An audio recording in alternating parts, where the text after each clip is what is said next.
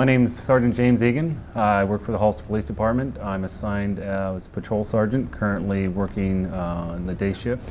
On May 9th of last year, our units of the Hollister Police Department were detailed to the 1100 block of Wilma Drive. The subject allegedly had shot a single round out of his vehicle and towards a resident. All units responding to 1120 Wilma Drive, be advised Ron is in a light blue Ford Ranchero with a white stripe. Subject is possibly suicidal, .38 caliber firearm seen. Just shot out his own windshield. When I arrived on scene, I noticed an elderly male, maybe in his 60s, in the driver's seat with his head slumped back and his eyes closed. I tried to, or a number of us tried to get his attention several times with no success. Then out of the blue, he lifted his head up and we started to hear what sounded like a dry fire from a handgun coming from within the vehicle. We called out his name again. There was still no response. Several seconds passed by, and at one point the subject raised a revolver pistol to his head. He pulled the trigger 3 times in succession. There was no discharge of the firearm. We could see that he was fumbling with it, unsure what he was doing. A few more seconds elapsed, then he raised the handgun to his head, at which time from where I was at, I could see that he had loaded the handgun. I could see at least 3 live rounds from the cylinder. He pointed the gun to his head, pulled the trigger once. There was no fire.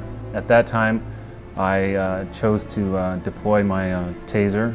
I kind of snuck up on the vehicle and approached him on the driver's side. At that particular point, the window was half up, and I didn't know that till I got a little closer.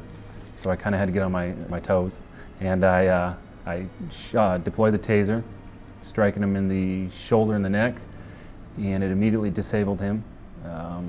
Officers converged on the vehicle. Once the 5-second burst expired, he regained his abilities or his faculties and attempted to grab hold of the gun. After I deployed the taser, I administered a 5-second burst, which disabled the suspect. He dropped the gun. Once the 5-second burst had expired, he regained his abilities and attempted to grab the gun again, at which time I administered 3 additional 5-second bursts. This allowed officers to converge on the vehicle to grab hold of the gun, render it safe, and remove the suspect from the vehicle. I'm Jeff Miller. I'm the Chief of Police for Hollister. And recalling the incident back in May last year, I was working when that incident happened. Sergeant Egan was one of the first to arrive on the scene after the deputies had found the man parked by the liquor store. And he saw that the man had put the gun to his head and was starting to pull the trigger. Sergeant Egan, with no regard for his own safety, approached and using his taser was able to incapacitate the man who had put the gun to his head several times and had pulled the trigger only on an empty chamber.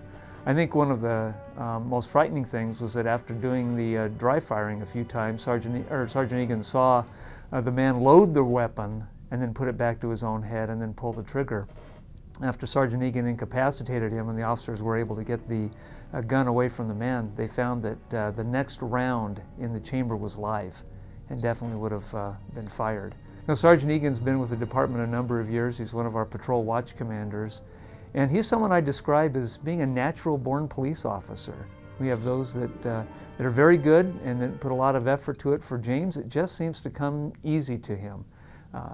I can't say that this was the only type of incident he's been involved in. There's been several since the time I've been here that he's been actively engaged in patrol efforts and has caught a great number of dangerous felons through sheer good police work that he exercises. We're very proud to have him on the department, and he's an excellent example to not only members of our department, but police officers everywhere of what a good professional officer can be.